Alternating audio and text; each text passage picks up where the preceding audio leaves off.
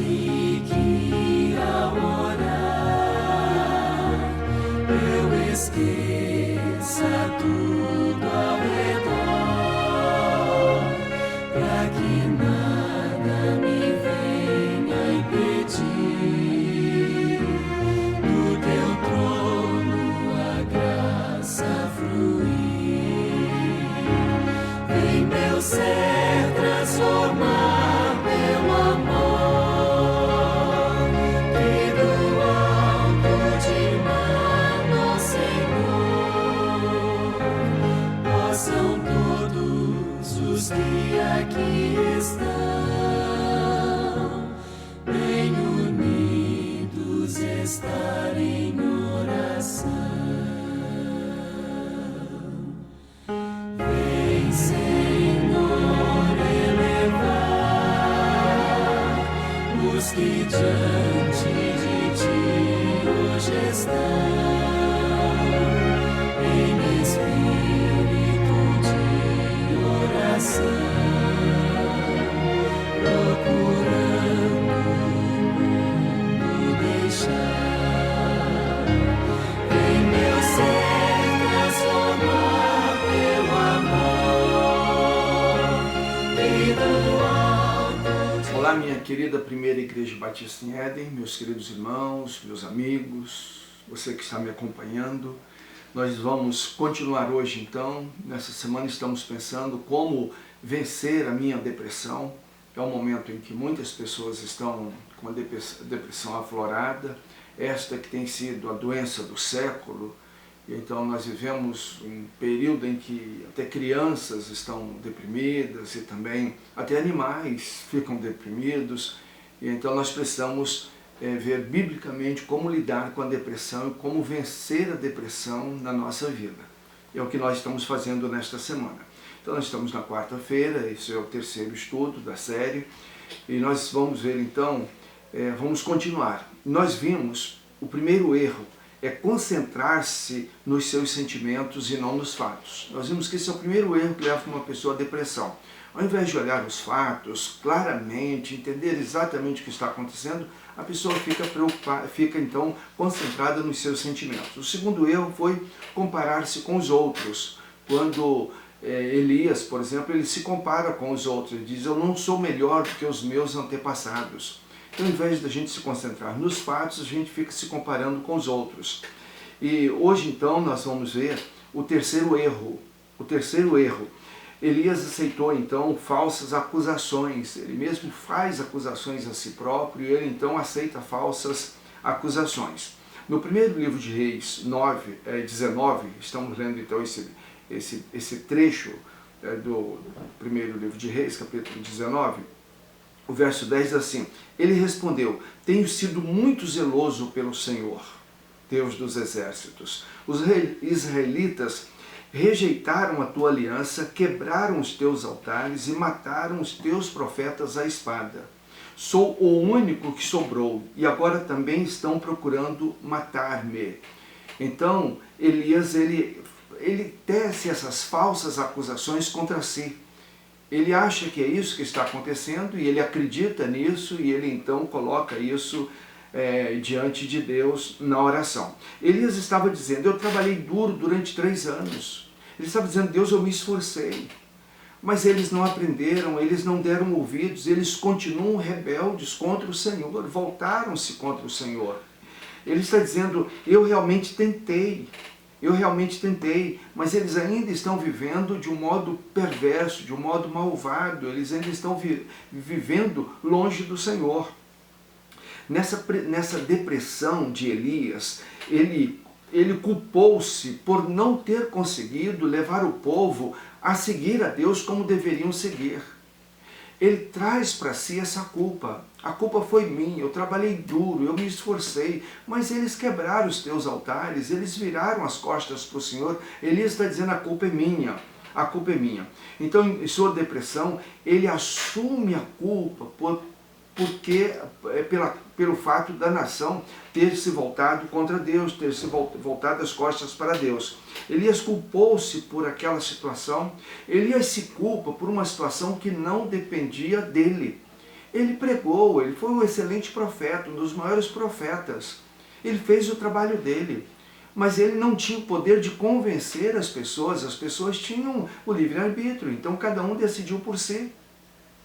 E Elias, então, ele assume uma responsabilidade que não era dele.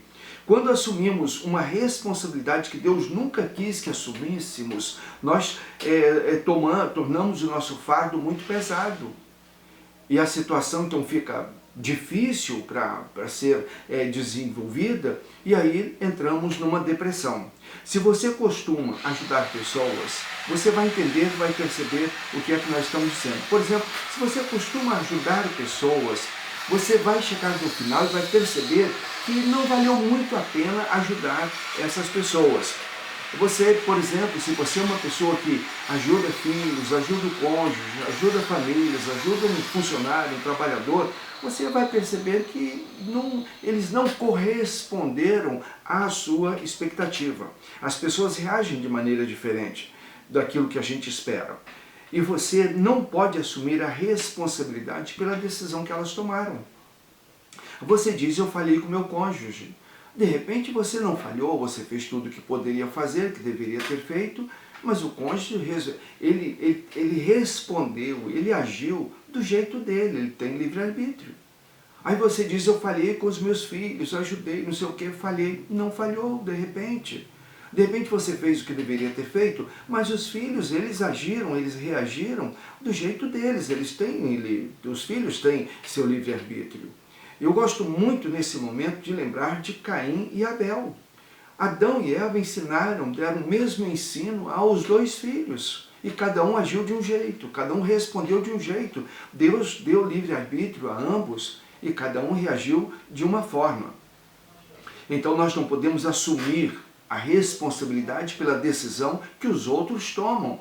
Então você pode influenciar as pessoas, mas você não pode decidir por elas. Você pode influenciar, você pode ajudar, mas não pode controlar as pessoas. Então não fique deprimido por algo que você não pode controlar, não está sob o seu domínio, você não tem nenhuma possibilidade de controlar as pessoas. Então não fique deprimido por isso. A depressão, em muitos casos, vem por isso, porque assumimos a responsabilidade por algo que nós não podíamos controlar. Então nós precisamos entender isso. O quarto erro de Elias, ele exagerou o seu lado negativo. Ele exagerou o seu lado negativo. O lado negativo das coisas, a percepção negativa que ele teve, o sentimento negativo, isso foi exagerado na vida de Elias. Por exemplo, no verso 10, a parte B, ele diz assim, sou o único que sobrou, e agora também estão procurando me matar. Ele é exagerado na sua percepção, no seu sentimento. Ele diz, somente eu fiquei sozinho. E ele diz, estão procurando, há uma turba, há uma galera, há uma milícia procurando me matar, estão me procurando, querem me matar. Veja, somente uma pessoa se colocou contra Elias, somente Jezabel.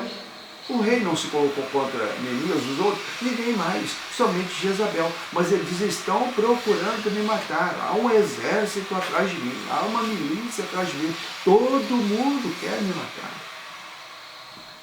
Então ele exagera esse lado negativo. Se Jezabel quisesse realmente matar Elias, ela não teria mandado um recado. Ela não teria mandado um mensageiro. Jezabel teria mandado um matador de aluguel. Ela teria mandado um assassino matar Elias. Ela não teria avisado. O que Jezabel quis, ela quis dar um susto em Elias. Ela sabia a importância que Elias tinha para Deus. Ela sabia do relacionamento de Deus com Elias. Ela sabia da influência que Elias tinha sobre a nação de Israel. Ela sabia que se ela matasse Elias, ela causaria uma convulsão social. Ela sabia que se ela mata Elias, haveria uma revolução. Então ela sabia muito bem, ela não poderia matar Elias. Ela simplesmente o ameaça. Mas Elias, na sua percepção falha, no seu sentimento depressivo, ele diz, está todo mundo atrás de mim, todo mundo querendo me matar, estão querendo me matar. Então Elias não estava sozinho. Elias não estava sozinho. Vejam, no verso 18 diz assim, no entanto, é Deus dizendo, no entanto, fiz sobrar 7.000 em Israel, todos aqueles cujos joelhos não se inclinaram diante de Baal, e todos aqueles cujas bocas não o beijaram. Então, Deus manda um recado para Elias. Elias, você não está sozinho. Isto é um sentimento depressivo da tua parte. Ainda há outros 7.000 que não se dobraram diante de Baal. Você não está sozinho. Então Elias exagerou o seu problema, assim piorou a sua depressão. Eu costumo sempre lembrar que há uma palavra na nossa língua portuguesa que é preocupação. Nós temos preocupação. Então, quando você se preocupa, então o problema é que poderá acontecer amanhã, poderá acontecer daqui a 1 ano, poderá acontecer daqui a 10 anos, mas você já se ocupa com aquele problema agora. Você se preocupa. Então, essa preocupação de Neemias o levou à depressão. Então, Neemias, ele concentra-se nos seus erros, nos seus sentimentos e não nos fatos. Então isso foi uma falha de Neemias. O outro erro, ele queria comparar-se com os outros, comparou-se com os outros. O terceiro, ele aceitou acusações falsas.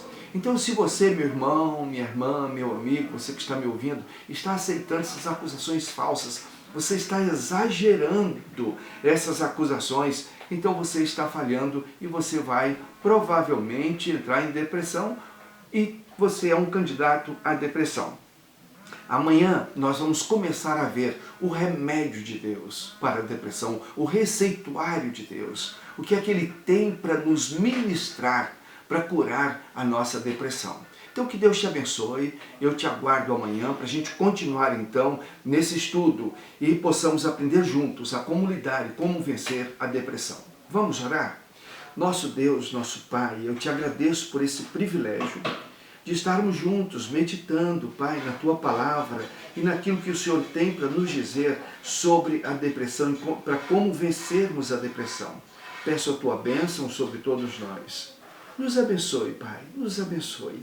Acalme o nosso coração e nos tire, Pai, de situações depressivas. Peço a Tua bênção sobre todos aqueles que estão me ouvindo. Peço que o Senhor os abençoe, por extensão abençoe suas famílias, seus familiares, abençoe seus lares, guarde cada uma dessas casas, Pai. Em nome de Jesus. Amém e amém.